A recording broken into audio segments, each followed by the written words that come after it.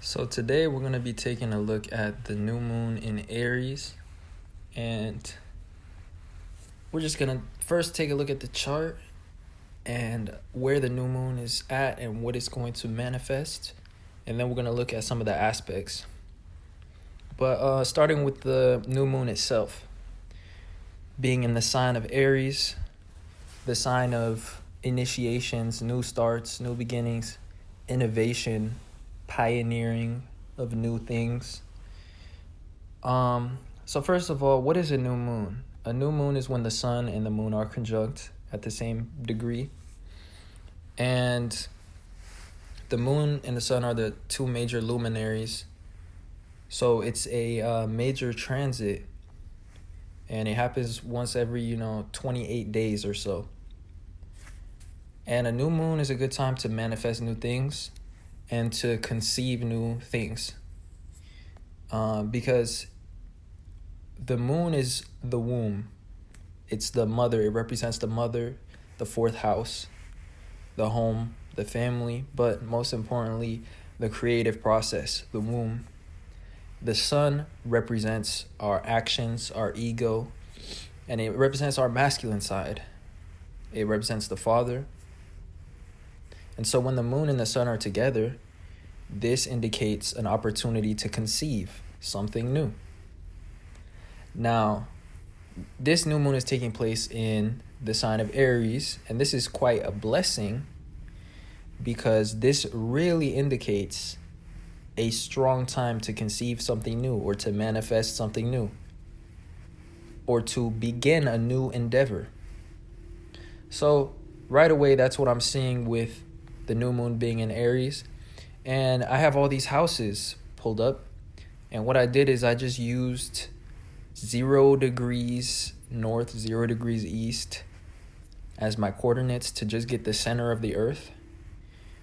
And these are the exact houses that the new moon falls in and that the planets fall in at the time of the conjunction. And this is the exact ascendant as well. But as you can tell, the ascendant is in Aquarius and it's exactly conjunct Jupiter. So this will be a time of great expansion, especially when it comes to self-sufficiency, to innovating, to renovating or redoing your way of finding structure and your way of supporting yourself. Our actions will be very blessed during this time. And as you can tell, it's conjunct the part of fortune. So what is the part of fortune? The part of fortune is the distance between our sun and our moon in our chart. So in this chart, the distance between the sun and the moon is 0. So when you add that distance to the ascendant, this is what gives you the part of fortune. And it shows a way that we manifest things easily because it shows that relationship between our masculine and our feminine side. So it shows that perfect relationship between the yin and yang of a specific person or a specific event or time period or transit. So what it shows when the part of fortune is on the ascendant, which happens on new moons only, this indicates that the way that we best manifest things during a new moon is through our actions. And since this part of fortune is conjunct to Jupiter, this shows our actions will be very blessed during this time. We will have a lot of inspiration and we are able to find expansion in life through our actions during this time and through the things that we manifest. So you got to think of the part of fortune as the manifestation point in a chart. So when there's a major planet conjunct it, this means that manifestation is particularly related to that planet, or that planet is helping your manifestations. So Jupiter is helping our manifestations, and it's in the first house. It's on the ascendant. So this is a very significant placement. So during this time, it's time to do things differently, to innovate, to learn about the future, learn about things such as cryptocurrencies, because the ruler of Aquarius is in Taurus. And so the ruler of this chart is in Taurus. Taurus is about finances, stability, security, and our comfort, our well-being and our resources. So as Uranus has been in Taurus, there has been this major shift towards cryptocurrencies, which is a financial innovation, and the financial system is transitioning towards a decentralized cryptocurrency, or I should say cryptographic financial world, where there's actually thousands of different currencies. There's thousands of cryptocurrencies and lots of different communities using currencies. But there's a few main ones that will make people very wealthy if they start to get into it right now. So definitely look into cryptocurrencies during this time. And Jupiter is showing that you will find expansion through these types of things. So educate yourself on futuristic new innovations. Try to find out what the future is going to be like. Educate yourself. What is our future going to head towards during this time? Because, again, Jupiter is also about learning, education, knowledge, and it's conjunct the ascendant. So the path of knowledge is very supported during this time. Now, the new moon is in the second house. So, again, this is also associated to Taurus. So the new moon itself is in the financial house. So it's a good time to manifest wealth. And to take new actions in your finances. So do things that are new, pioneer new things, do things you haven't done yet before. That's what Aries signifies. And the second house signifies regarding your finances, your investments of resources. Now, to see the seeds that are going to be planted during this time, we want to look at the planet Mercury, because a new moon is an opportunity to plant seeds, and the sun shows the seeds that, it doesn't show the seeds that are being planted, but it indicates that during this time will be a time of conception. But the sun gets its seeds from the third house. The third house is all about ideas, and it rules sperm, even like the masculine fluid. It rules like little ideas, new novelties, stuff like that, and it rules seeds. So during a new moon, I look where Mercury is to see what type of seeds there is going to be. Now, once again, we have Mercury in Aries. So this is really going to be about our actions during this time. Our actions will be the seeds that will plant new manifestations during this time. So back up your goals and your dreams with action during this time. Just start something new. Just take one big action during this time, just to, mark the start of something that you want to manifest. But Mercury is also in the second house. So once again, this is finances. So what is this telling me? The seeds will have to do with resources, with money. So plant seeds of money. What does that sound like? Investments. Now I'm telling you, this is a great time to look into things such as cryptocurrencies,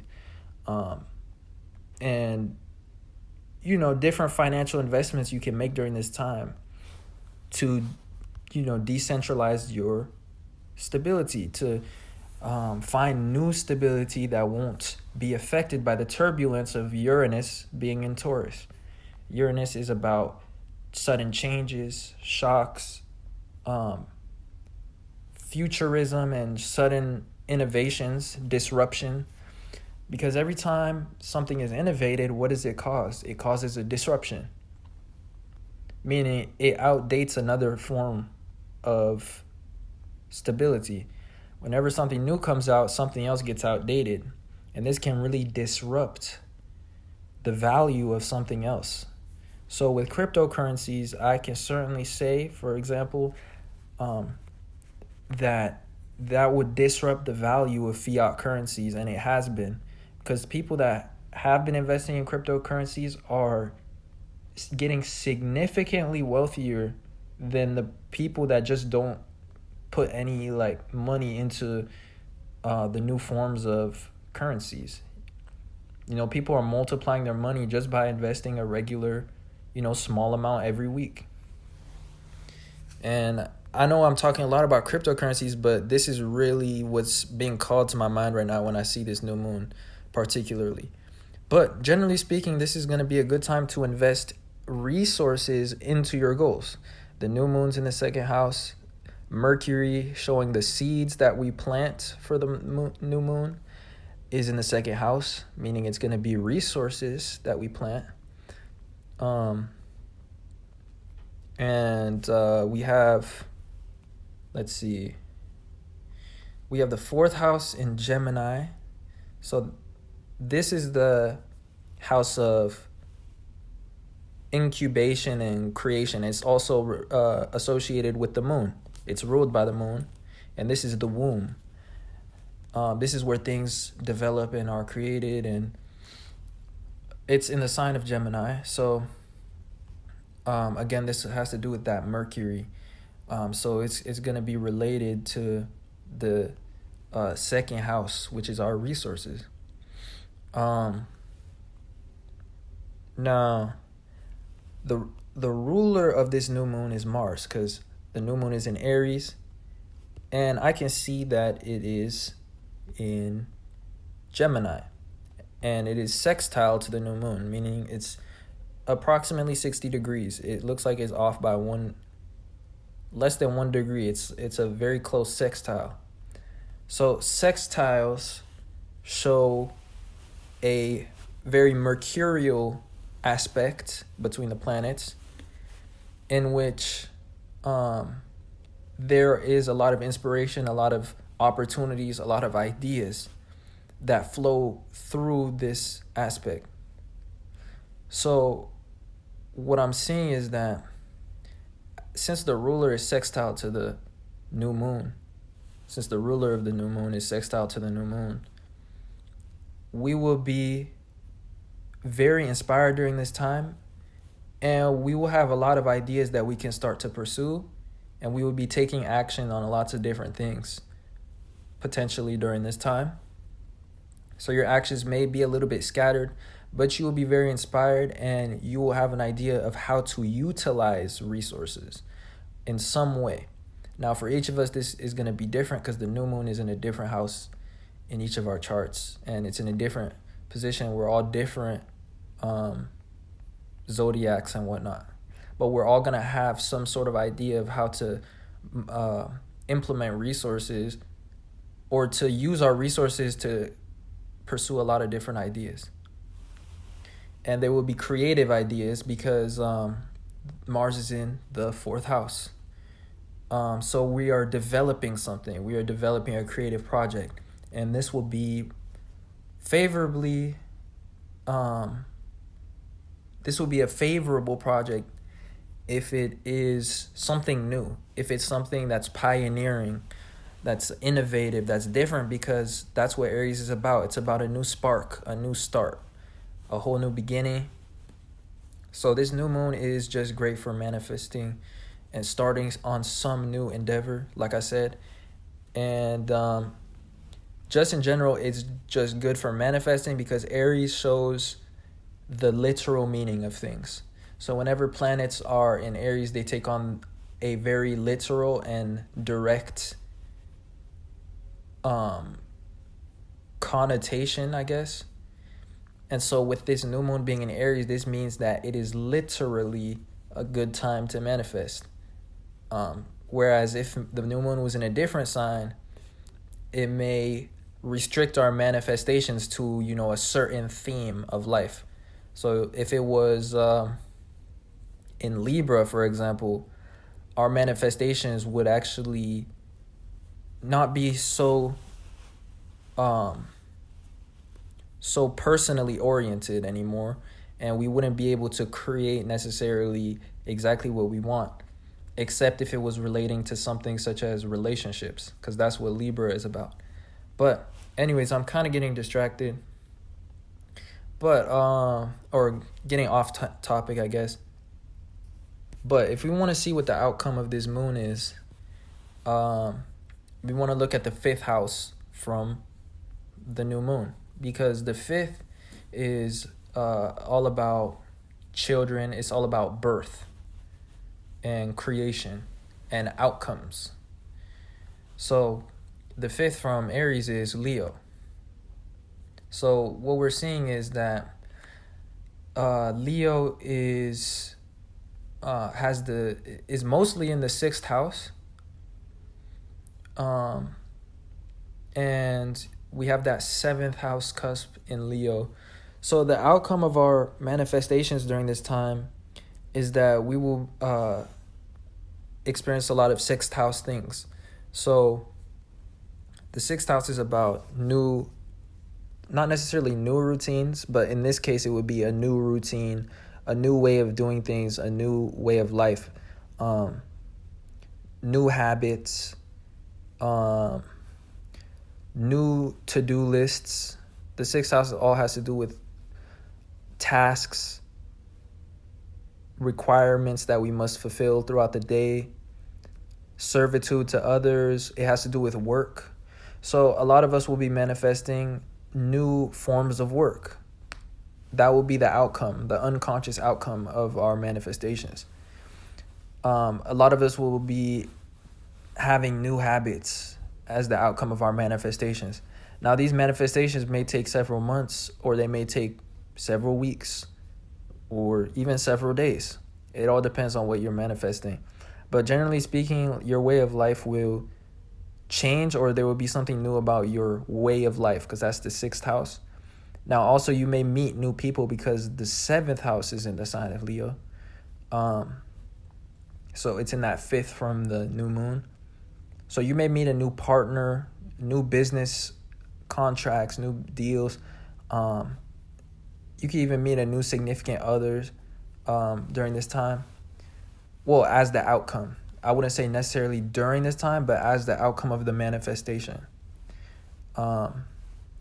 If you continue to nurture and water that seed,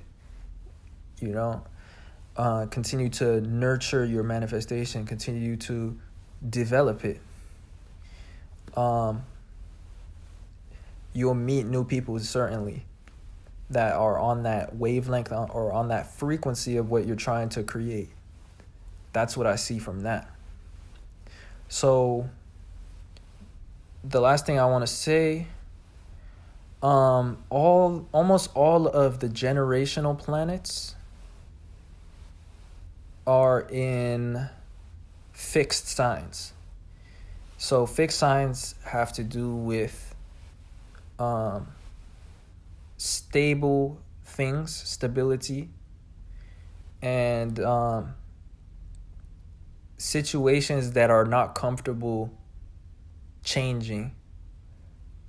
Or a lot of times fixed signs can be stubborn people in various ways, because there's 4 different elements. So each one has a different way of being stubborn. So with these major planets all being in fixed signs, especially Uranus being in the Taurus sign, the Earth fixed sign, the collective is really generationally focused on changing the structure of things during this time. And the only planet that's not in a fixed sign is Pluto, which is in Capricorn, but it's getting really close to Aquarius. It's in the ending degrees of Capricorn. So what this signifies is that we're approaching the ending of a way of life, of a structure, of a system, an authority structure, a hierarchy, a way of things being in society, because that's what Capricorn's about. It's about government, authority, corporate world, work, the structure of society and stuff. So obviously those things have been feeling a lot of pressure during the past year or so, because Pluto has been entering those final 10 degrees during the past, since like late 2019 to early 2020. It's been entering those final degrees.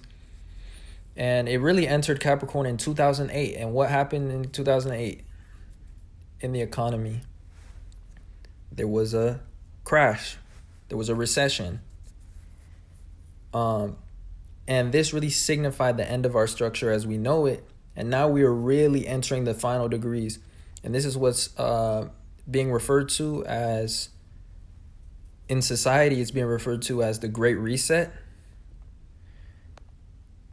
And this pandemic has caused like massive changes. And so this is Pluto being in Capricorn, indicating this kind of stuff. So that's just an interesting note. But right now, there's a stellium in Aries. And so there's 4 different planets in Aries, and then there's Chiron, the asteroid. And so there's a lot of focus on cardinal signs, I guess, or basically on doing things, accomplishing things, moving things forward on a personal level, because that's what Aries is about. So this is a great time for personal development and manifesting things that would develop your personal goals, your personal achievements. And then, of course, all those generational planets, those slow-moving planets, are mostly all in fixed signs except for Pluto and Neptune.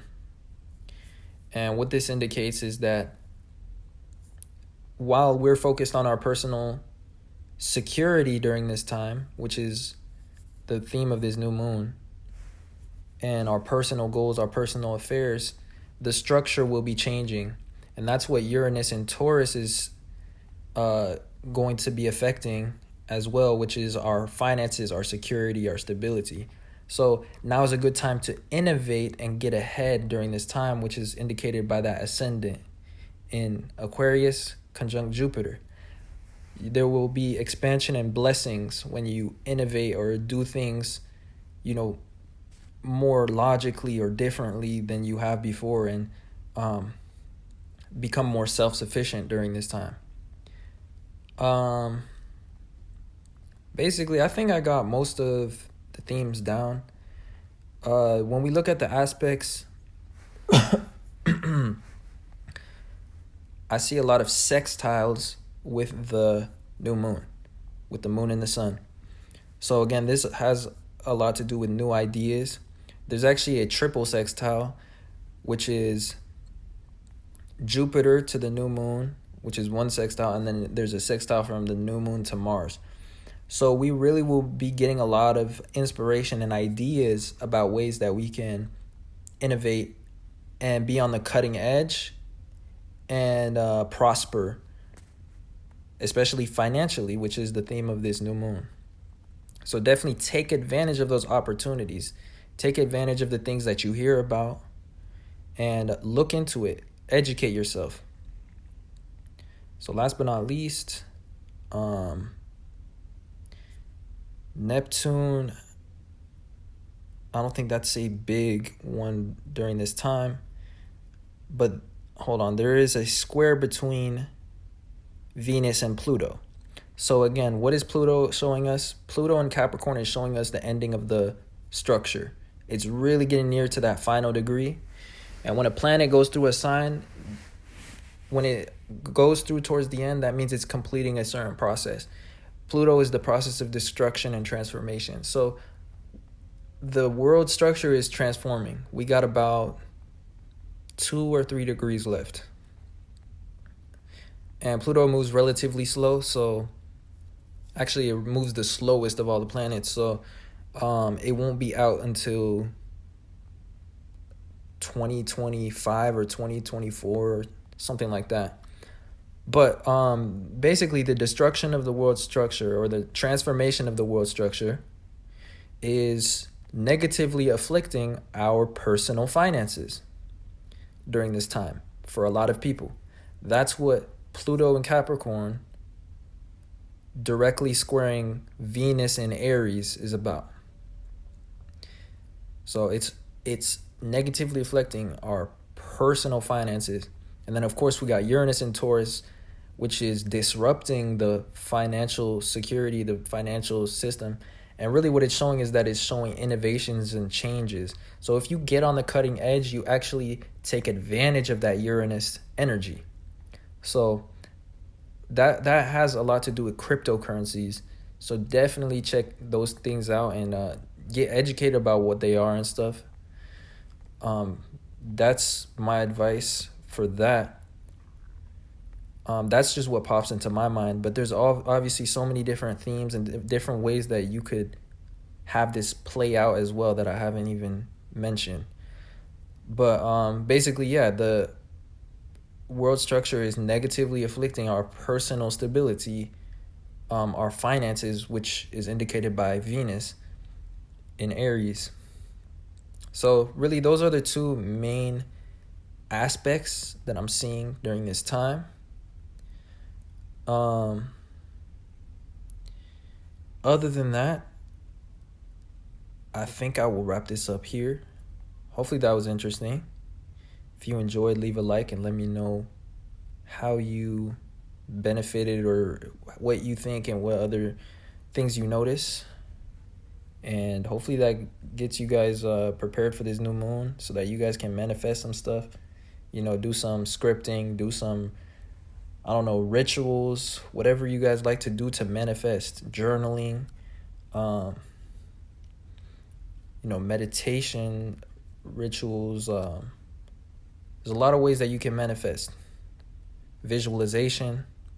But this one is really going to be about action taking.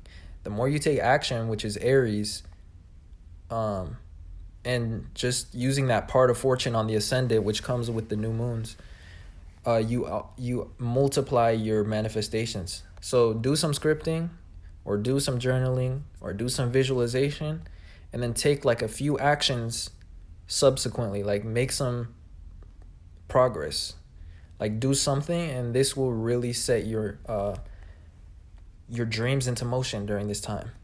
So anyways, I will see you guys in another video. I hope you guys enjoyed, and yeah, I appreciate you guys watching. Other than that, like I said, I'll come back for a different video soon. I think I'm gonna do Chiron next, transit Chiron. But yeah, see you guys soon.